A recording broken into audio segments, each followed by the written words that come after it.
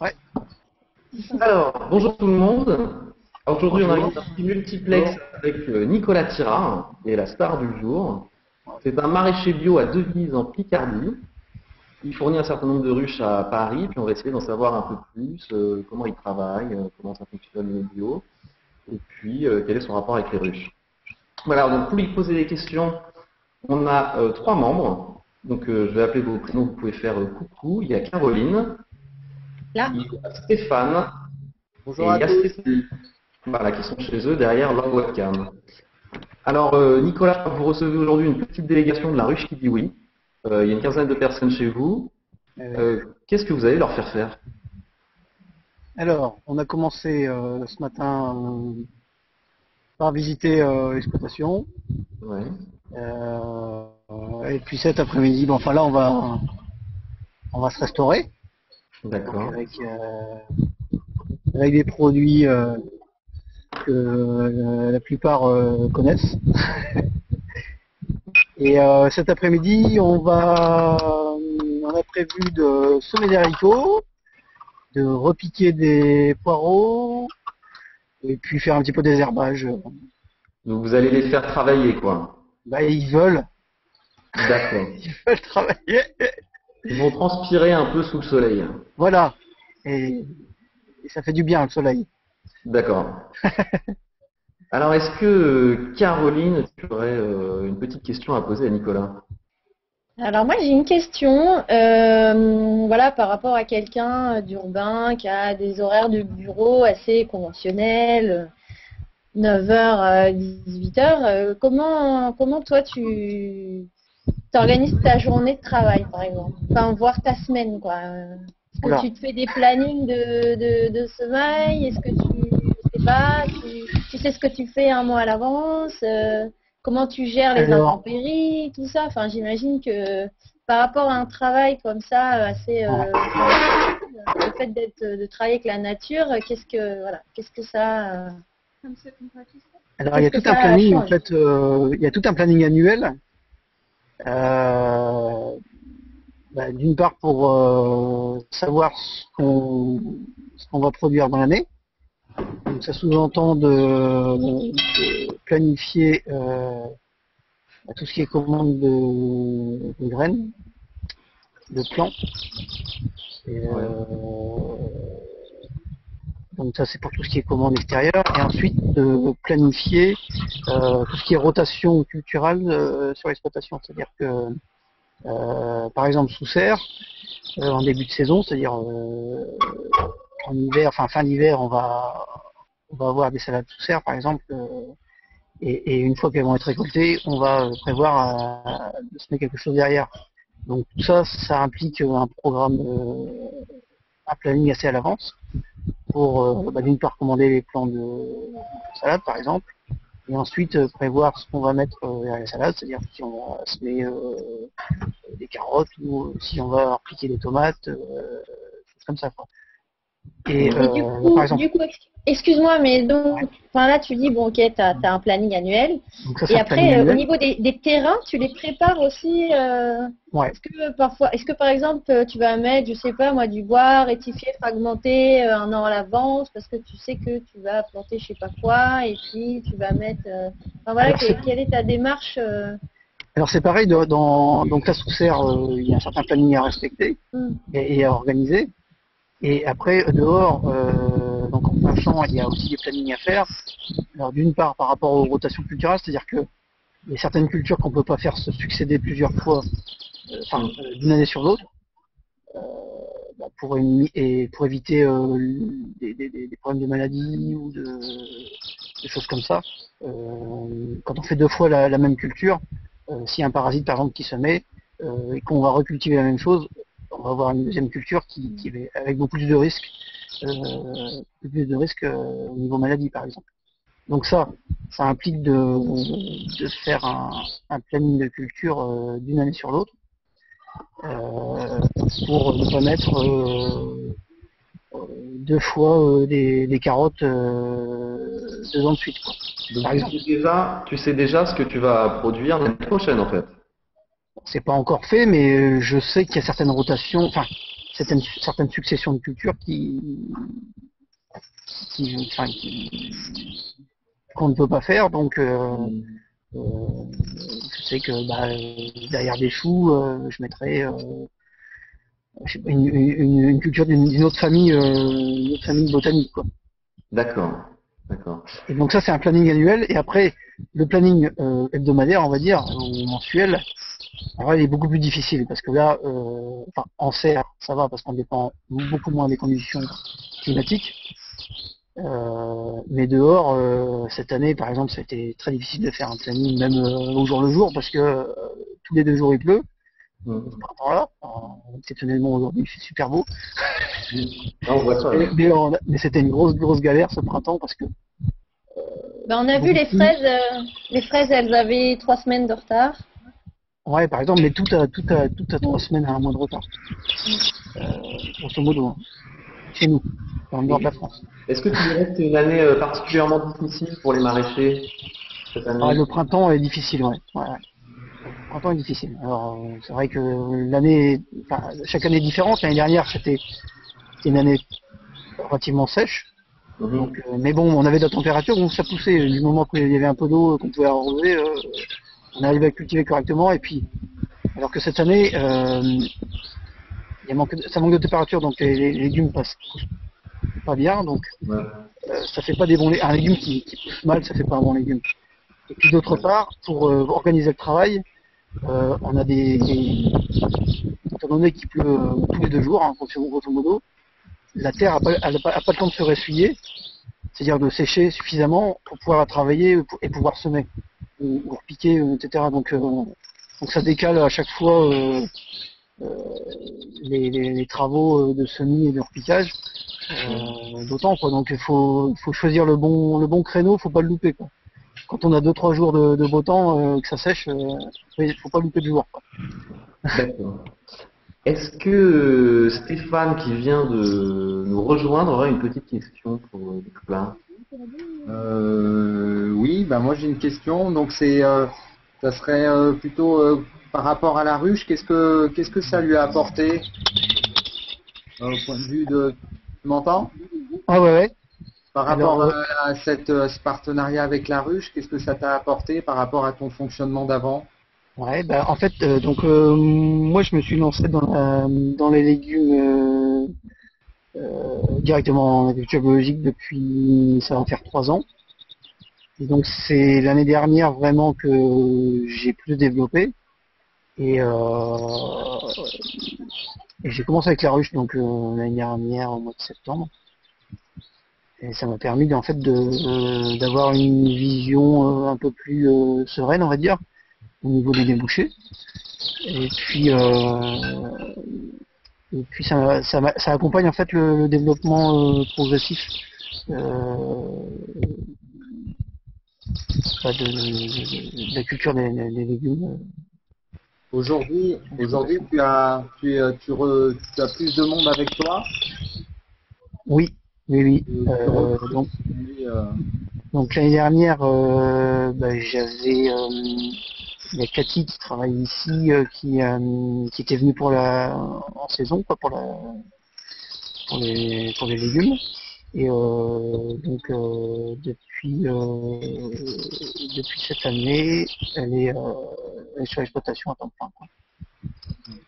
D'accord, grâce à la ruche. Ouais, tout à fait, ouais, on peut dire ça. Ouais. Ouais. D'accord. Alors Stéphanie, tu es chez toi, tu nous entends? Oui. Alors est-ce que tu aurais une petite question pour Nicolas, toi aussi? Là, je voulais voir. Donc, tu as démarré en biologique, mais tu as fait d'autres choses dans ton parcours qui étaient dans l'agriculture, mais pas biologique, ou tout de suite tu t'es. Oui.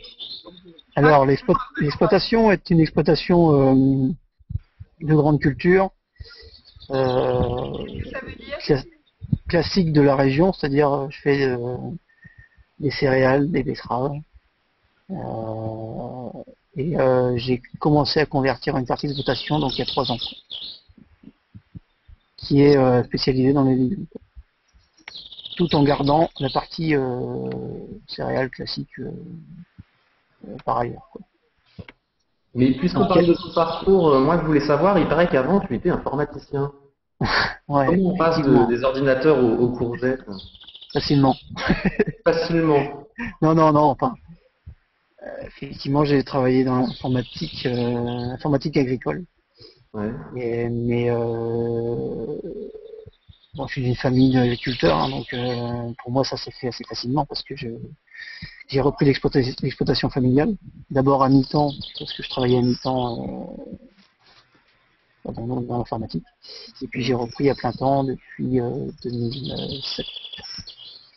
Voilà. Et donc j'ai commencé à convertir une partie d'exploitation en 2008.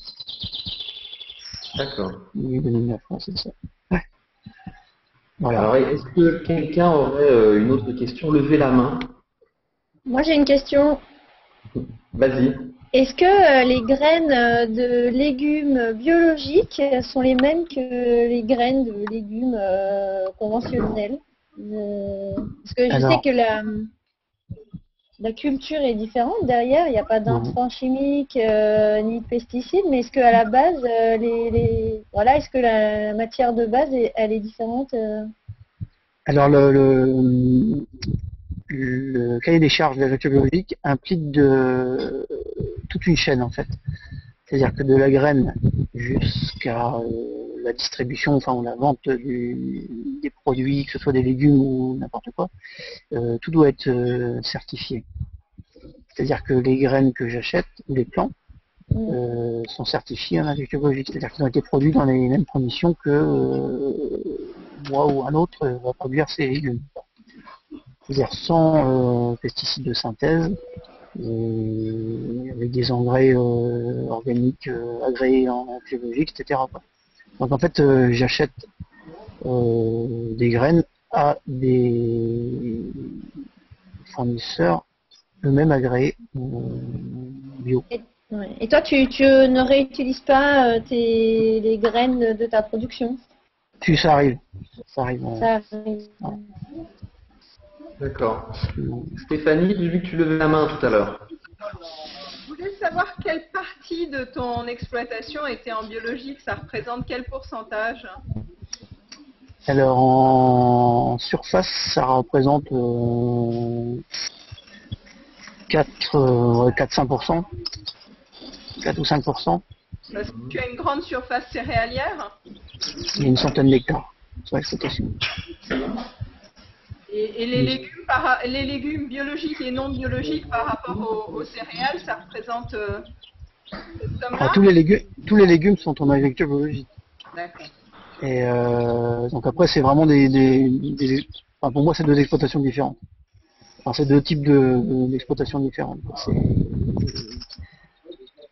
pas du tout la même. Enfin, pour moi, c'est pas le même métier.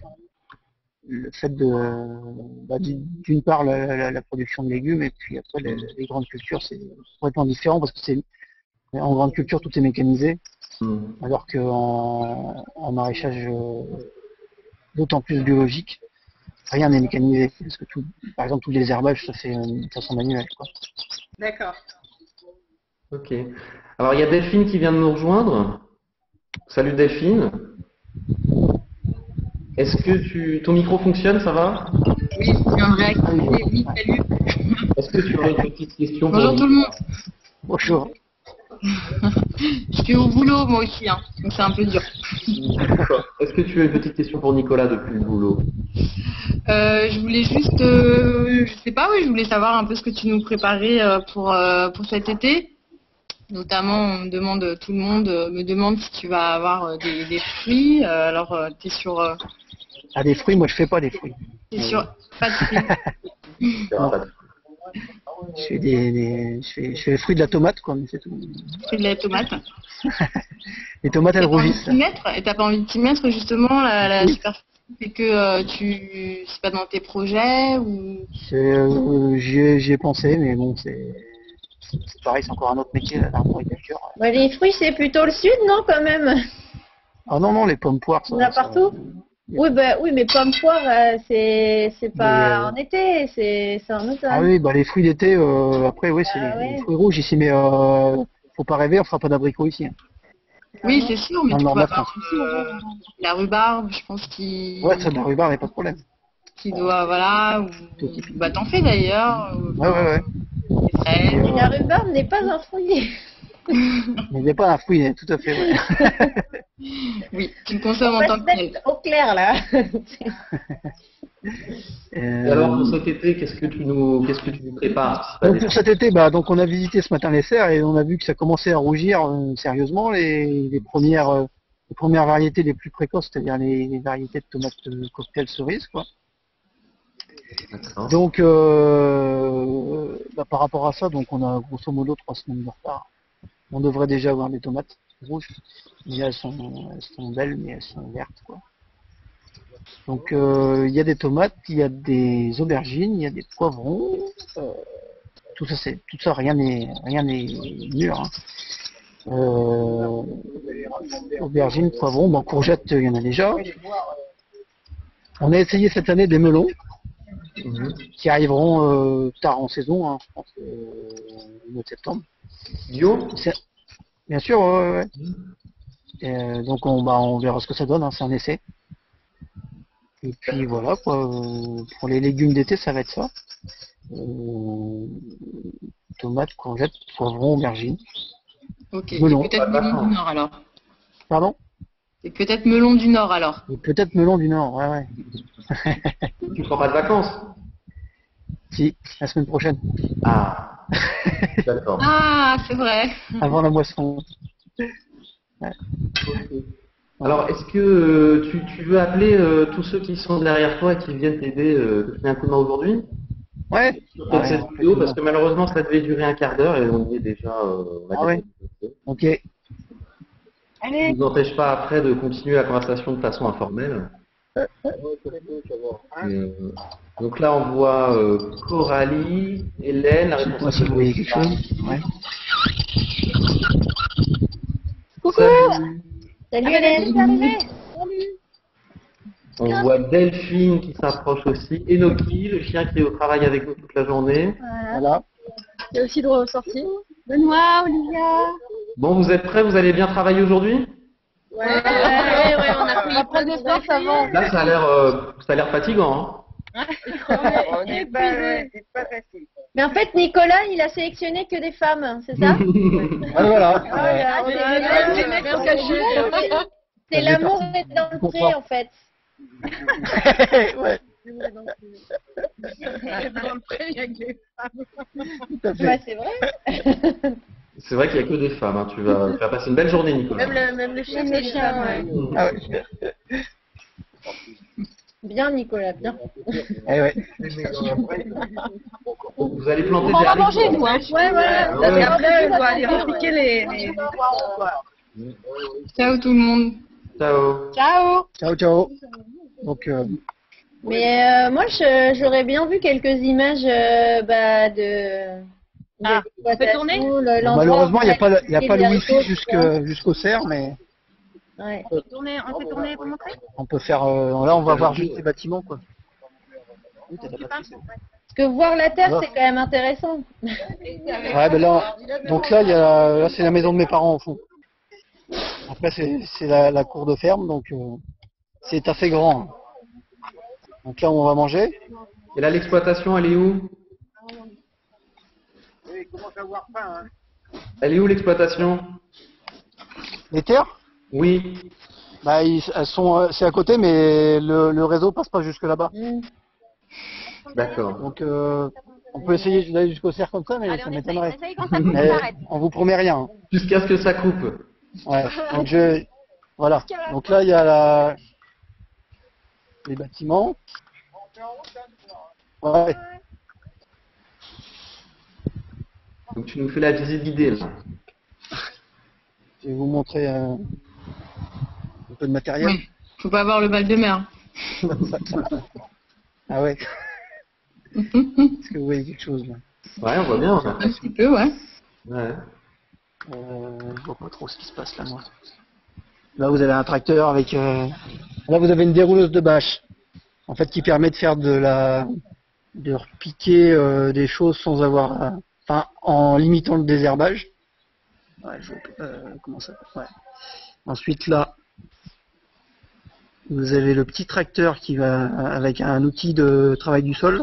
Mhm. Donc ça, on sert c'est pour notamment. les cultures céréalières. Non, le petit tracteur là, c'est pour le petit tracteur rouge là, Hmm.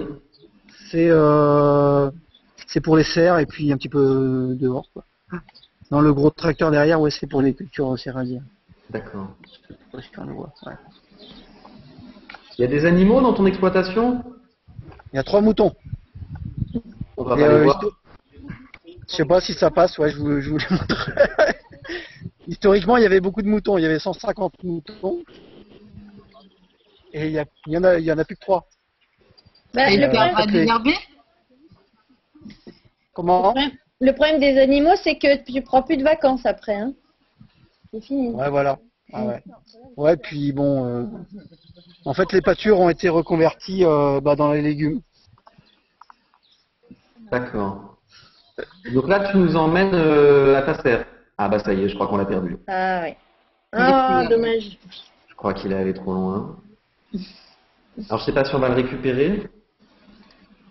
Par contre, alors moi mon souci c'est que je ne sais pas couper ce multiplex de toute façon. Donc il va- Avec la croix. On peut sortir.